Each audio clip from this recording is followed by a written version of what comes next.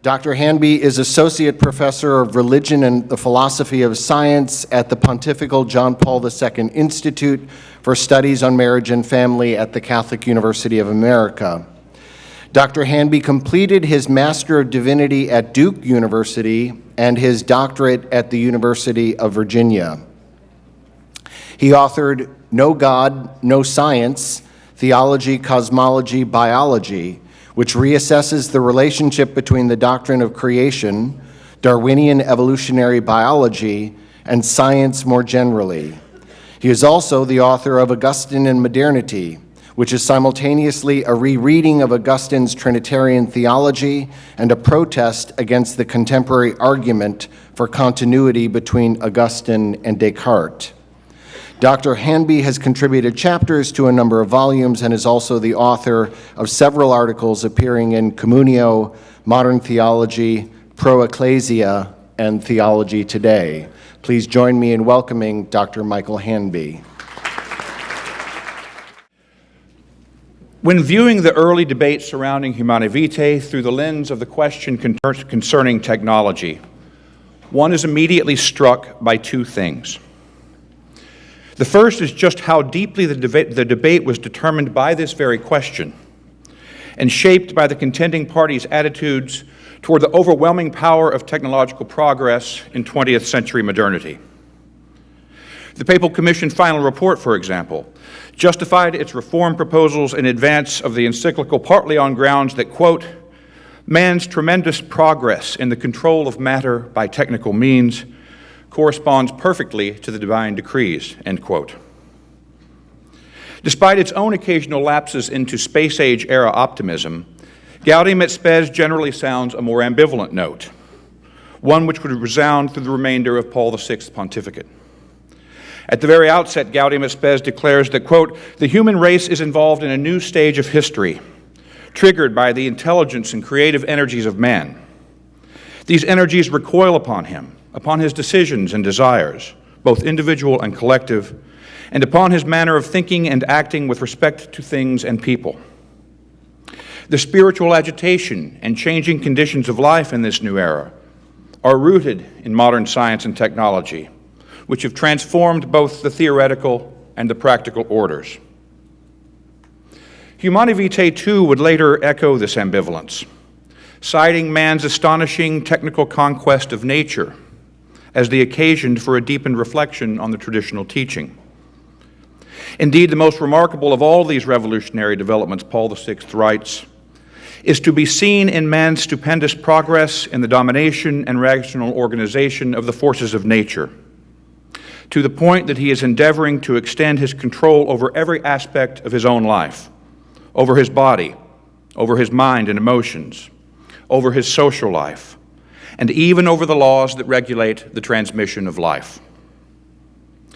Yet, despite the Council's intent to discern the signs of the times, and the Church's supposedly newfound willingness to learn from the world, the early debate exhibits a striking lack of historical consciousness and a stunning failure to learn the lessons of the early 20th century, which were mostly forgotten between the discovery of the concentration camps and the discovery of the double helix. This is the second thing one notices. Though modern man's technical dominion was the acknowledged occasion for this new reflection, the debate shows little interest in the meaning of this dominion or what is truly novel in it. The disputants show no interest in the difference between modern technology and ancient techne. Little thought was given to technology as a social system or as a regime of necessity. There was no attempt to situate the advent of the contraceptive pill within a larger scientific and social history, nor any real analysis of the massive social and economic transformations that impelled great masses of people toward contraception in the first place. Gaudium et Spes had marveled that technology is now transforming the face of the earth. Yet the early debate exhibits little awareness of how technology had already changed us, transforming our way of life and our most basic notions of being, nature, reason, and truth. And so it exhibits little self-awareness at how the transformations wrought by technology had already shaped the terms of the controversy. The controversy is thus marked both by historical amnesia about atrocities recently committed and naivete about the brave new world that lay just over the horizon. About the same time that the report of the Papal Commission was leaked to the world, another report was issued by the National Academy of Sciences entitled Biology and the Future of Man. Enthralled with dramatic advances in molecular biology over the previous 2 decades, its authors conclude by contemplating possibilities for intervening in the biological processes of nature that had not been uttered aloud in polite society since the 1940s. Its final paragraph reads thus: Homo sapiens has overcome the limitations of his origin. He controls the vast energies of the atomic nucleus, moves across his planets at speeds barely below escape velocity, and can escape when he so wills. He communicates with his fellows at the speed of light, extends the powers of his brain with those of the digital computer, and influences the numbers and genetic constitutions of virtually all other living species. Now he can guide his own evolution. In him, nature has reached beyond the hard regularities of physical phenomena. Homo sapiens, the creature of nature, has transcended her. From a product of circumstances, he has risen to responsibility. At last, he is man. May he behave so. It is astonishing in retrospect that supporters of the Papal Commission could speak so self-assuredly about mature and responsible collaboration with men of learning and science to control matter and intervene in the biological processes of nature.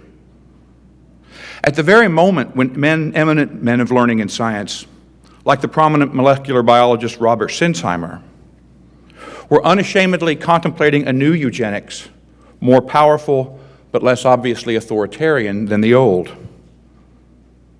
More astonishing still is that the concepts of human dominion and biological nature presupposed and advanced by each of these documents are all but indistinguishable.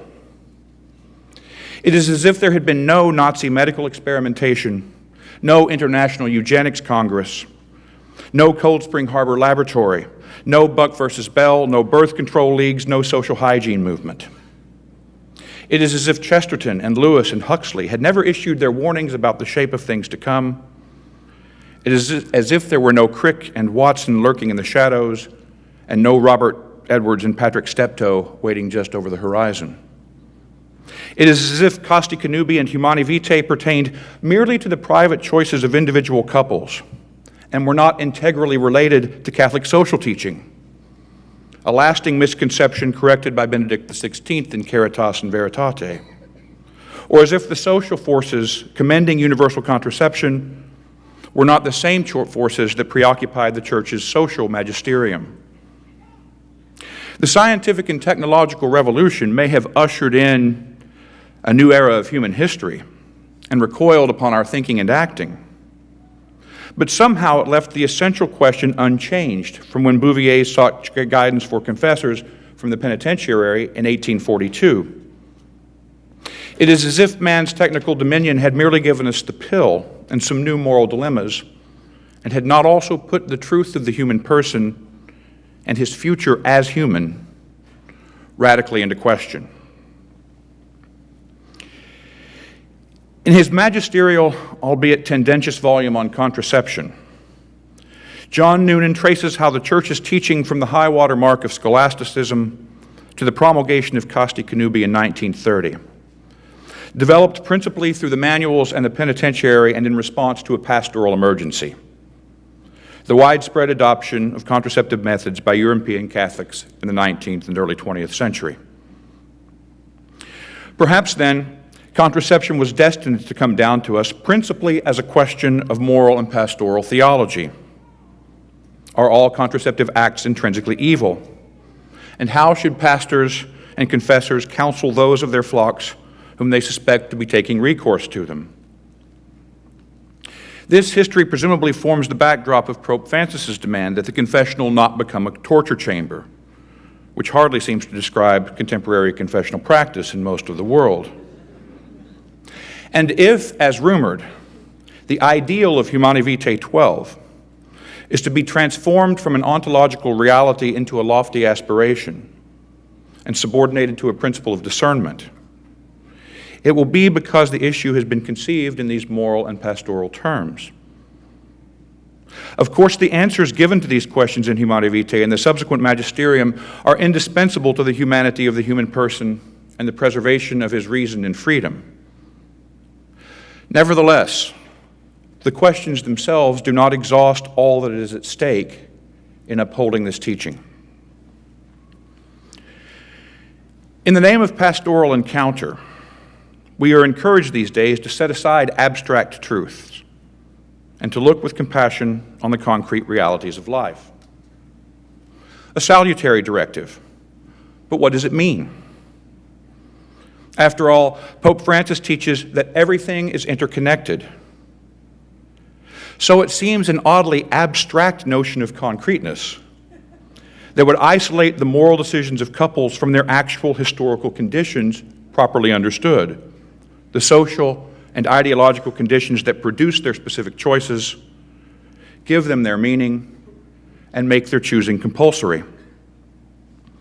Separating moral questions from their ontological and anthropological bases results then in a kind of ahistorical presentism and an abstract and atomic empiricism for which the only data are finally the couple's punctiliar self-understanding.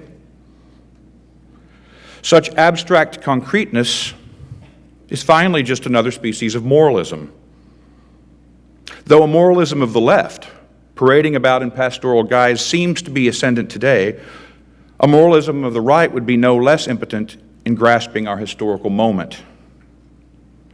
Both fail or willfully refuse to see and think about the interconnections between these pastoral situations and the dominant socio-political forces of our time. They abstract those situations from the history which produced them. In this case, abstracting the sexual revolution from the technological revolution of which it is the supreme expression. The sexual revolution is then reduced merely to a progressive evolution of sexual morality instead of what it truly is, a revolution in fundamental ontology and our archetypal self-understanding, and an interminable war against the human person as a creature of God, that is to say, as human. We thus treat concrete situations abstractly when we reduce them to so many atomic moral decisions, and we fail to grasp the full depth of this new area of magisterial teaching inaugurated with this encyclical, or the dangers in compromising it. 50 years on, those dangers should be still more obvious. Every social ill prophesied by Humanae Vitae has come to pass, and some which the encyclical did not foresee. We are witnessing in our time not only the abolition of man, but of woman also. The technological disassembly of the one act of conjugal love into discrete unitive and procreative dimensions has now made it possible to manufacture children for whom the once natural question, "Who is my mother?" has no obvious natural answer. If the predictions of Stanford's Henry Greeley are correct, it will soon be possible to manufacture children descended from no adults who have ever lived, but from embryos created for the purpose of harvesting their gametes. Contraception, abortion, same-sex marriage, artificial reproduction, surrogacy, genetic screening, germline manipulation, defective research embryos, human-animal hybrids, gender theory, gender reassignment, these each belong to different and perhaps novel moral species, and careful discernment is undoubtedly needed to determine which. But they spring from the same ontological and anthropological root and perpetuate the same ontological and anthropological lie. And they are not just the discrete moral acts of individuals and couples. Increasingly, they are mutually reinforcing elements of a complex adaptive social system, an evolving biotechnocracy, if you will. whose dynamic exigencies determine what it now means for us to think and govern us more deeply and comprehensively than the rule of law. This system is technological in at least two senses. Mundanely, the technological conquest of human biology is the practical precondition for all of these phenomena. Same-sex marriage would have remained permanently unimaginable without the possibility of giving same-sex couples children by technological means, a requirement for so-called marriage equality. We could never have imagined that a man might really be a woman if we did not also imagine that it were technologically possible for us to transform him into one. But these phenomena also suggest more deeply that technology has entered into the heart of our fundamental ontology and our very self-understanding, into the way we conceive of nature, knowledge, truth, and ourselves. There is a strong and almost irresistible tendency in the human mind, writes Hans Jonas, to interpret human functions in terms of the artifacts that take their place and artifacts in terms of the replaced human functions. If technology is the ontology of modernity, as George Grant once said, then a merely moral critique of the uses of technology will not suffice, because the instrumental understanding of technology which it presupposes, and which regards technology merely as a collection of neutral tools external to us, does not really apprehend what technology has become for us. The new era of magisterial teaching, inaugurated with Humanae Vitae, develops against the backdrop of a deepening awareness of this problem. Paul VI worried that the opening which the 1960s seemed to offer to Christian transcendence might in reality be, quote, the more accentuated sliding towards a new positivism, universalized technology as the dominant form of activity, as the overwhelming pattern of existence, even as a language, without the question of its meaning really being asked, end quote. John Paul II observed in Redemptor Hominis 15 that the man of today seems ever more to be under threat from what he produces. And this, the Pope says, seems to make up the main chapter of the drama of present-day human existence in its broadest and universal dimension. Benedict XVI explains that technology is never merely technology, because technology has its origins in raison d'etre in man's subjective element. It threatens to become an ideological power, confining us within an a priori that holds us back from encountering being and truth.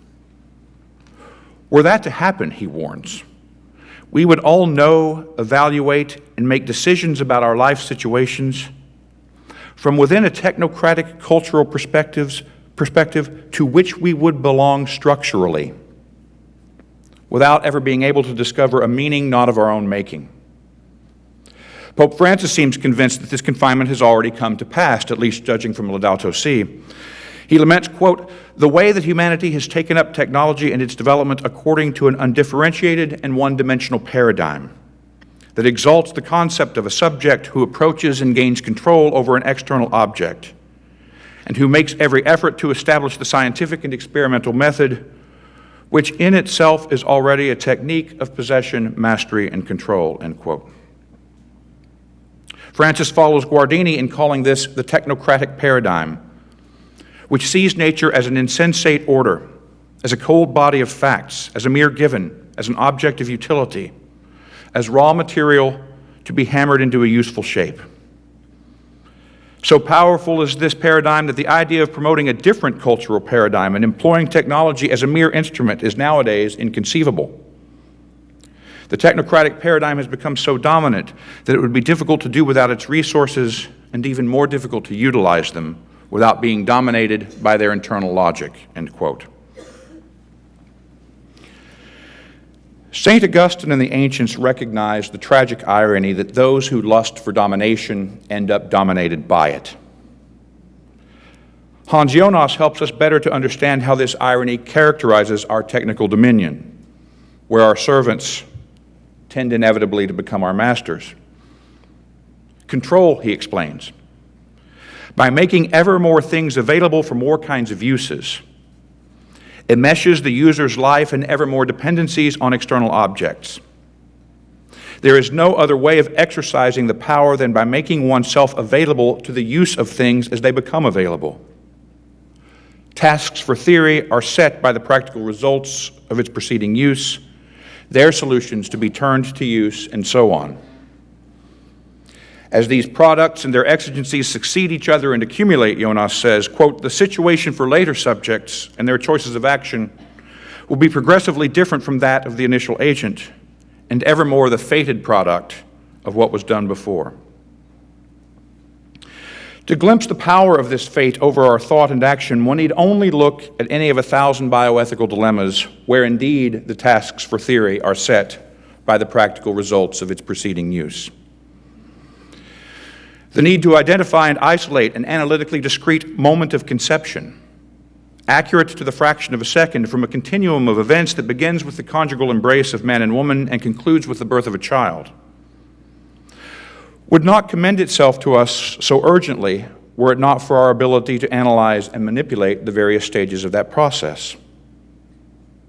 Likewise, the need to define death and identify it within an instant of its occurring would not be so urgent but for our ability to prolong life artificially and to harvest organs, and if extraordinary measures did not incur extraordinary costs. This mysterium tremendum need not yield to our methods of analysis, but technical reason has robbed us of every other form of rationality, and besides, we need a knowledge we can do something with. And so the conditions for thinking speculatively about the truth of human nature are dictated by the practical and moral emergencies generated by our technology. We can perhaps see better why Jonas considers this a fate if we apply this line of analysis to human moral action. We remain free within certain parameters to choose whether to avail ourselves of the available technological possibilities. But none of us is free from having to choose, from having to take up a stance towards these technologies in the face of powerful but subtle forms of systematic and social coercion that shapes our choices. A woman who wishes to succeed in the workforce will have to choose whether to contracept. But her choices are powerfully framed by the availability of chemical contraceptions as a standard part of the regime of so-called reproductive health, and the market's expectation that she will use them. Such expectations are more coercive than we usually perceive, for they operate internally as well as externally. They redefine the archetypal relationship between every woman and her body, representing that relation as a field of technical possibilities subject to individual choices that in reality are anything but. This representation, it is important to see, defines the collective imaginary in a way that shapes a woman's self-experience prior to her conscious choice. Similarly, an expectant couple is still free to choose whether to submit their developing child to amniocentesis and the expanding regime of genetic analysis, but choose they must. The very necessity of choosing makes the archetypal meaning of the parent-child relationship despotic. And woe to this particular couple if they should get a negative result. The weighted expectations of the entire medical industrial complex are against them in that event. And it would take nothing more spectacular than a slight adjustment to the schedule of insurance benefits to make their free choice for abortion all but compulsory. It is partly for such reasons as these that Greeley thinks that easy pre-implantation genetic diagnosis will eventually make natural procreation obsolete within a generation or so. Now, whether science or science fiction, such examples show the human underside of a social system organized for collective inquiry, in Dewey's words, that more nearly resembles Bacon's New Atlantis than Locke's Second Treatise. It is an open-ended system that attacks nature collectively, where work in one field of the sciences, like IVF technology, contributes to unforeseeable and uncontrollable achievements in a second field, like genetics. Though, of course, this is too simple. The cause and effect trains set in motion by technocratic processes do not follow a linear chain reaction, but multiply virally in multiple directions at once. Our technocracy thus tends inevitably toward biotechnocracy, both because it takes on a life of its own as a complex adaptive system, whose ensemble behavior is irreducible to and uncontrollable by the human beings who initiate it, and because human beings are not simply the subject of its irreversible processes, but its object as well. The rule of biotechnocracy is thus post-political, because technology does not wait on politics, which is mostly reactive to its exigencies after they are an accomplished fact. And it is therefore absolutist, irrespective of the political system in which it unfolds, because it knows no limits save for the limit of possibility.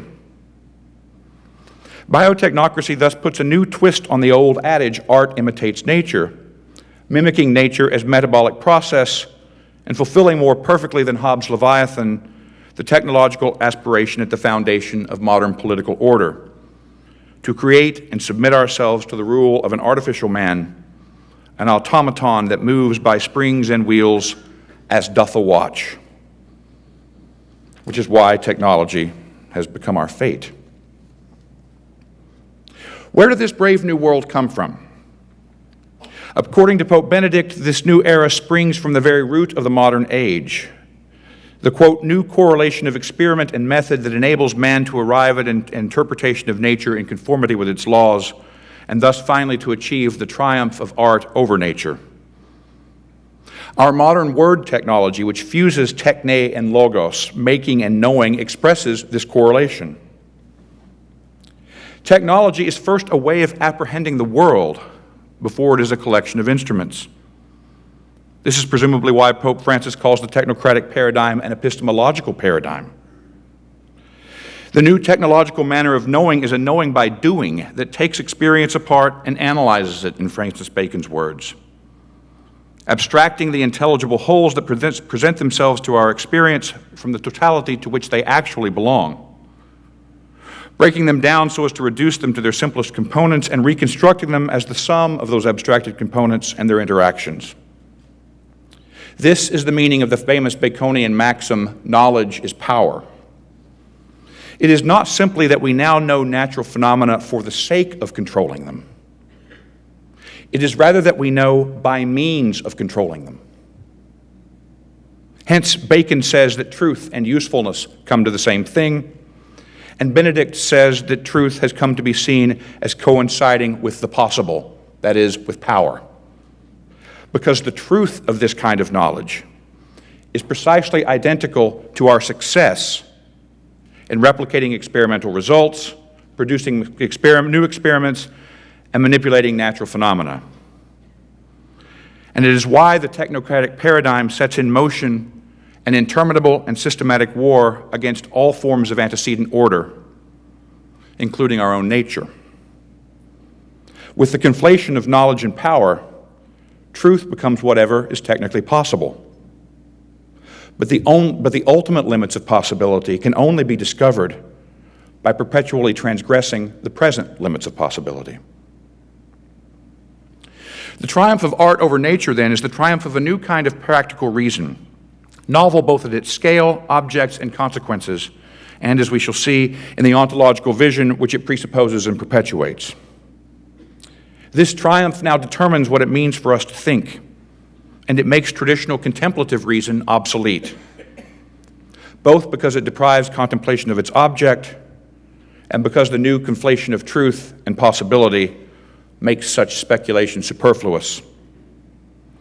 Reason instead becomes formal, algebraic, and functionalist, enacting the conflation of truth and utility in its very exercise. If by manipulating variable x, I can produce or inhibit result y, and if y then allows me to proceed to experiment z, it's really pointless to ask what a cause or knowledge or truth or entity is, or even what x, y, and z are. As Dewey says, they are what they can do and what can be done with them. Notice that this insinuates a disincentive to understanding, an inducement to thoughtlessness, into the heart of our prevailing form of reason. which is why there's no such thing as a profound question in American public life. Only problems to be analyzed, managed, or solved. And it helps us to understand Gaudium et Spes 36 more deeply, which says that when God is forgotten, the creature itself grows unintelligible. It's not just that in a pluralist society we cannot agree on the answer to the questions, who is God and what is man?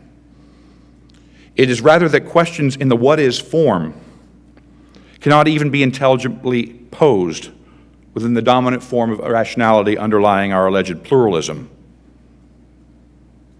We have a crisis of faith because we have a crisis of thought. A moral crisis because we have an intellectual crisis that cannot be overcome by appeal to the authority of science.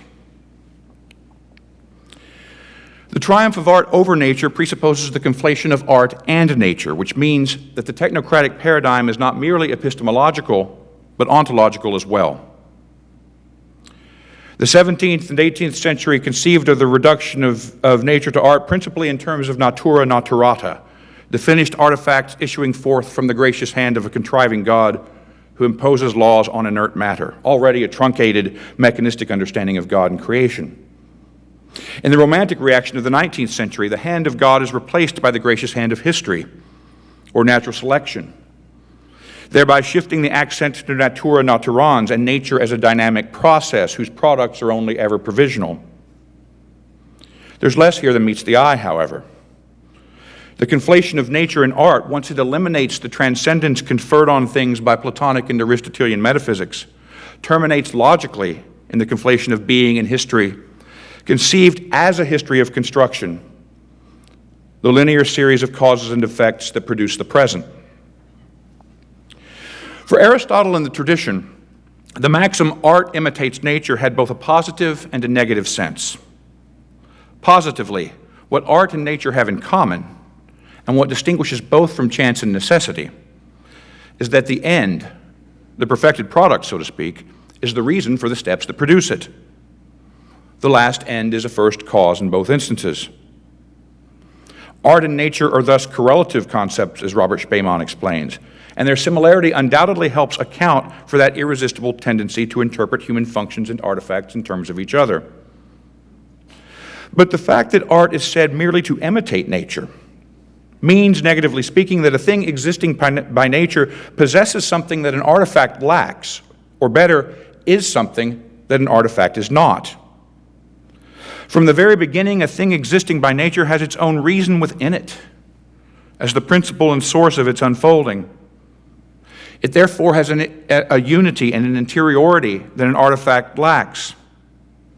It has, or rather is, its own project, though the shape of this project is given with its being and thus ontologically precedes its temporal development or any free decision on its part. Aristotle and the scholastics call this interior principle substantial form. The form of an artifact, by contrast, does not precede its production except in the mind of its maker, who imposes it from without. Its unity does not precede its development, but rather comes about as the end result of its piece-by-piece assembly. It is therefore not a whole, except in an analogous sense, but a humanly contrived aggregate. And its project is not its own, but its maker's. We are the end of artificial things, says St. Thomas. The distinction between nature and the art is thus ultimately a distinction between two ways of being a thing. The scientific revolution was a revolution against any metaphysics that would place form or mind or logos or meaning at the foundation of reality, and any concept of nature that made wholeness an autonomous cause with respect to its component parts. At the root of this revolution was a new notion of matter liberated from form and conceived as some sort of dimensive and hence measurable quantity, the insensate order of Pope Francis's analysis. The abolition of substantial form effectively eliminated the distinction between ontological and temporal orders, thereby paving the way for the conflation of being and history. But it also evacuated natural things of just that a priori unity, interiority, and intrinsic intelligibility which heretofore distinguished them from artifacts. qualities that would henceforth be invisible to the eyes of science. Natural things became artificial and therefore plastic, limited in their functions and transformations only by the bounds of the possible which science perpetually transgresses. For according to Francis Bacon, the task and purpose of human power is to generate and superinduce on a given body a new nature or nature within these bounds. As nature becomes a machine, so the knowledge of nature becomes engineering. This way of looking at the world has given us enormous control over nature, or at least the illusion of control, since the systematic processes introduced into the stream of history by our power recoil upon every facet of our lives and elude our control by their very nature as processes. But our alleged control over nature has come at the price of a profound bifurcation insinuated into the heart of nature, and indeed into the very heart of man himself. The original exemplar of this tendency is Descartes' famous dualism of thinking and extending substance, now theoretically denied but practically affirmed in every reductive analysis, as the analyst temporarily exempts himself from his own reduction and retreats to an Archimedean point outside of nature in the moment of his theorizing. But Descartes is simply the first of a seemingly endless series of dualisms to issue from this technological ontology, many of which remain with us to the present day. Dualisms between primary and secondary qualities, nature and nurture, scientific biology and folk biology, replicators and vehicles, DNA software and cellular hardware, between biological and social parenthood, between the sexually differentiated body and its orientation, and most recently, between a merely biological sex and any number of socially constructed genders. All are made possible by a technological ontology which seemingly makes all things possible except two: the thought of the true Creator God, radically transcendent and therefore radically immanent, who knows and loves the world into being from nothing and endows it with meaning, and the human person as a per se unity of body and soul, corpora et anima unus, who in his very being is both image and participant in this creative knowledge and love. The teaching of Humanae Vitae, enriched and deepened during the pontificate of John Paul II, stands in sharp contrast to the technocratic paradigm in both its objective dimensions as a philosophy of nature, the ontological paradigm, and its subjective dimension as a way of apprehending reality, the epistemological paradigm of which Pope Francis speaks. Against this backdrop, the teaching of Humanae Vitae 12 on the inseparable connection between the unitive and procreative significance of the marriage act appears as a defense of the reality of the human person, as a per se unity of body and soul, against his ontological bifurcation into merely biological and affective dimensions, and against the absolutization of partial perspectives that accompany this sundering, be they of the biological or psychological, demographic, or sociological orders. Without the full truth about man, says Karol Wojtyła, the full truth, the relevant principles of morality would not be fully founded, and even more would in a certain way be suspended in the air. Yet Wojtyła wondered whether the men of our day are truly prepared to comprehend the teaching that this encyclical contains. And clearly he was right to do so. Ironically, it was a dualist understanding of the body and its subhuman biological laws and rhythms that led early critics to charge the encyclical with biologism. And the same tendency persists today in all who wish to liberate affectivity from the meaning of the sexually differentiated body. Karol Wojtyła was a strong defender of the encyclical's anthropological vision and a sharp critic of the sufficiency of those partial perspectives, even before he became pope. And these were to be enduring themes of his pontificate.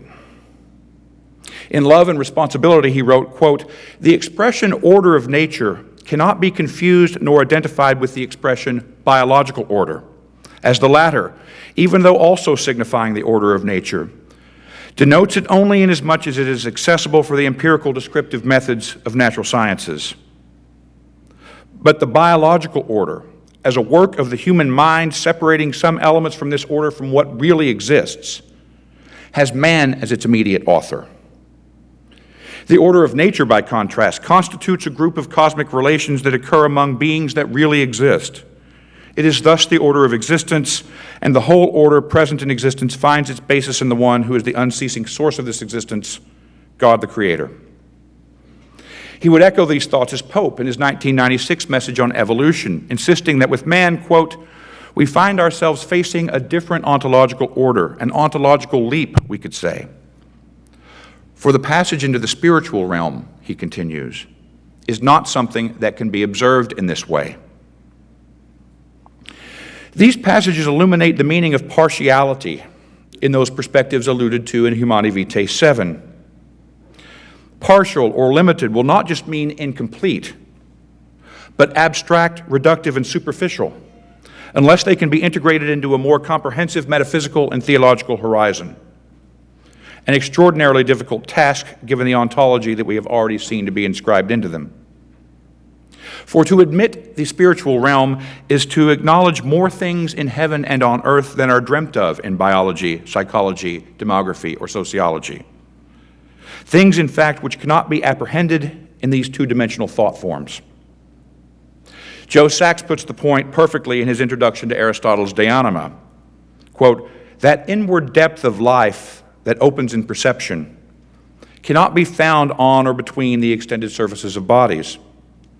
And when we cut bodies open, all we find on their insides are more outsides. And one cannot recover this inward depth simply by adding the spiritual realm to the biological, but only by recognizing that the spiritual is the full truth of the body, of which modern biology is but the selective, technocratically conceived representation. This becomes clear in Wojtyła's 1978 article on the anthropological vision of Humanae Vitae. In it, he contrasts the encyclical's integral vision of man with these partial perspectives, correlating them with a form of reductionism that is all too familiar. He writes, this is particularly important in the present field of which there is such a great tendency to consider everything in the light of definite biological processes. Precisely here is the field of the problematic directed at Humanae Vitae. The vision of man under different partial aspects is the indirect fruit of particular sciences that, in order to know the same object, because of his complexity, use different methods. With these methods, we can surely succeed in reaching a richer knowledge, but indirectly, this leads to the dividing and destruction of what is in itself the supreme unity of man. The history of anthropology, of methodological thought about man, manifests moments of this division and destruction. In particular, there seems to weigh on the modern mentality the division of a Cartesian type that opposes in man his understanding, his consciousness, and his body. Notice it is the integral vision of man that is concrete, the partial perspectives that are abstract. And from the concrete perspective afforded by the full truth of the human person, we can begin to grasp why any act which violates the inseparability principle of Humanae Vitae 12 should be regarded as intrinsically evil. Although the forms of this violation can differ in species and gravity, each of these acts is the practical expression of an ontological lie, and thus an act against being and reason that blinds both those who commit them and the society that countenances them. Each proceeds as if the body were not an intelligible sign, but merely a brute fact, void of intrinsic and specifically human meaning. Contraception, the separation of sexuality from procreation, does violence to the couple and their love, undermining the reciprocal indwelling of the unitive and procreative meanings that, according to Cardinal Caffarra, places the realization of the unitive meaning at the heart of the procreative and vice versa. Assisted reproductive technologies, the separation of procreation from sexuality, compound this violence by adding two additional assaults on the child, who in the very act of his conception is treated as if he were not a person, but merely an object to be tested, selected, and worked upon. We lament that this regime often leads to experimentation on embryos, but we lament too late, because the very conditions under which the embryo is produced and the fact that it is impossible to collect longitudinal data on him prior to his birth doom him to live as an experiment, of a system of collective inquiry unburdened either by love or responsibility. It's important to stress that Humanae Vitae doesn't require us to refuse the union of knowing and making simpliciter, but only to reject the technocratic attempt to reconstruct such union on terms set by art divorced from nature. Put positively, Humanae Vitae holds up fruitful conjugal embrace as the original paradigmatic union of knowing and making, which anchors the creative love of spouses in both nature and the creative love of God. The exercise of conjugal sexuality when it is fertile, Kafara says, thus constitutes the mysterious tangential point between the created universe of being and God's creative love. It is even the point at which this creative love comes within the created universe of being, with a term viewed to the new term of its potency. Hence, the fertility inherent in the conjugal act is not merely a biological fact. It brings the spouses objectively into a real relationship with God the Creator, whether they are conscious of this fact. Of course, consciousness of this fact remains necessary, for when man loses sight of the comprehensive horizon of creation, he loses sight of the interior horizon of his humanity and comes to view himself and his circumstances through a narrow and abstract frame that drains them of their full human meaning. Inevitably, then, ethical man is subordinated to economic man or technical man, Wojtyła says, who in the name of that same progress in the dominion and organization of the forces of nature would like to take a position with respect to himself, to his own humanity, not foreseeing that a position of this kind could include a certain alienation from what is decisive for his very being. The meaning of the technocratic paradigm in which we now live and move and have our being cannot be apprehended by the forms of knowledge which this paradigm has produced. This is especially important to recall in our time of pastoral conversions and paradigm shifts, lest pastoral become a synonym for thoughtless, and we fail to recognize which paradigm we are really shifting into. It was the same Pope who promulgated the Church's pastoral constitution, after all, who also said the world is in trouble because of the lack of thinking.